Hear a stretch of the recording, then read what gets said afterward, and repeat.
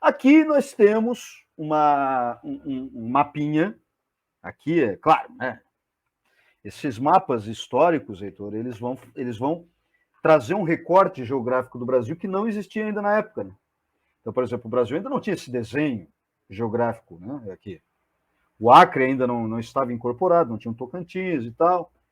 Mas é legal para a gente visualizar a coisa como ela aconteceu, pelo menos de maneira aproximada.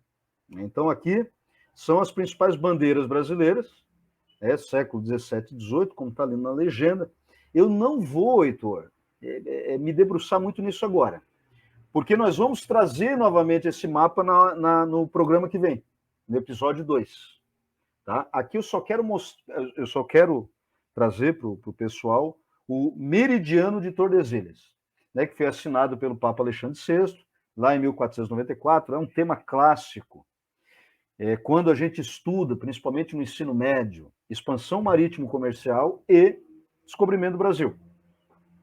A gente tem essa questão, né, o território que a gente conhece hoje como Brasil, né, terra de Santa Cruz, terra de Vera Cruz, Monte Pascoal, na época de Pedro Álvares Cabral.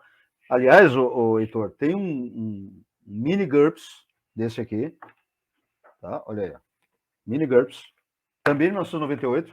Eu acho que eles foram criados na esteira dessas comemorações dos 500 anos, ainda que 2 anos antes, né, os 500 anos do descobrimento do Brasil, e tem o mini GURPS Descobrimento do Brasil. Né? E ali que eu descobri, cara, olha tu vê só, né, como é que é a coisa. E isso é um ponto legal na minha disciplina, Heitor. Eu não sei se na tua tem esses recursos. Na minha matéria, história, é claro que narrativamente, às vezes é cansativo, né? Porque você fica contando os fatos e trazendo, geralmente a partir de uma abordagem sincrônica, né, do mais antigo para o mais atual, seguindo uma linha do tempo. Fica cansativo, às vezes, ouvir uma aula de história durante muito tempo. Mas tem a vantagem desses recursos que a gente traz.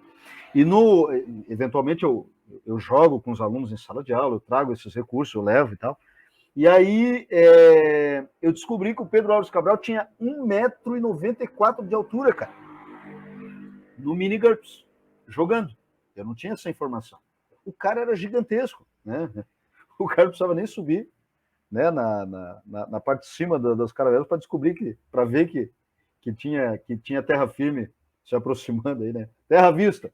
O Pedro Álvares Cabral simplesmente olhava para frente e já dizia, né? O cara era muito alto. Imagina 1,94, 1,95 de altura. Enfim, mas a questão do Tratado de Tordesilhas aqui, essa divisão, né? A parte à esquerda era território espanhol, pelo menos inicialmente, a parte à direita era território português. Então, o que vai acontecer? Lá em Portugal, né, o rei, em 1578, então o Tratado de Tordesilhas é de 1494. Em 1578, o rei Dom Sebastião de Avis, que era rei de Portugal, ele empreende vamos colocar que ele vai numa empreitada militar em direção ao Marrocos, Ceuta, né, que foi um dos primeiros núcleos africanos que foi conquistado pelos portugueses no século XV, né? E ele acaba morrendo numa batalha lá no Marrocos, chamada Batalha de Alcácer Quibir. Como ele era muito jovem, e eu acho que a gente já falou isso no contexto daquela aula sobre as invasões holandesas lá, mas só retomar esse ponto, que é importante para a gente entender os desbravamentos do século, a partir do século XVI. Né? Como ele morreu muito jovem sem herdeiro, houve uma disputa pelo trono português. E essa disputa foi vencida pelo rei da Espanha, Dom Filipe II. Isso é chamado de dinastia filipina, ou seja, o rei da Espanha ocupa o trono de Portugal. E aí nós vamos ter lá um processo histórico chamado União Ibérica, que é a união das duas coroas.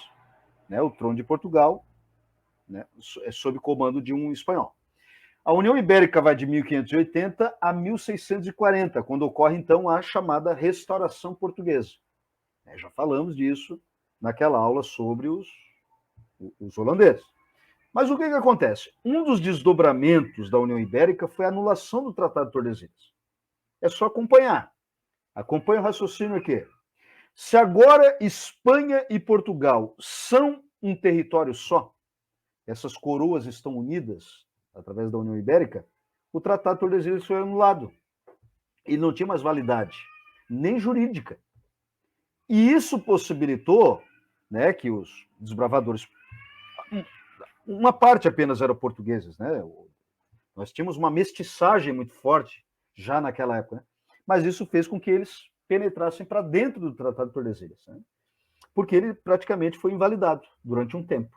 Depois, outros tratados no século XVII e XVIII foram assinados, né? O Tratado de Madrid, depois nós temos o Tratado de Utrecht, né? Mas isso é outro assunto. Mas o que leva ao desbravamento, né, e a movimentação das bandeiras é a anulação e, claro, consequentemente, a ampliação do território brasileiro. Por isso que no ensino médio a gente trata isso, Heitor, no contexto lá de um conteúdo que a gente chama de expansão territorial brasileira, né, ou formação do território brasileiro.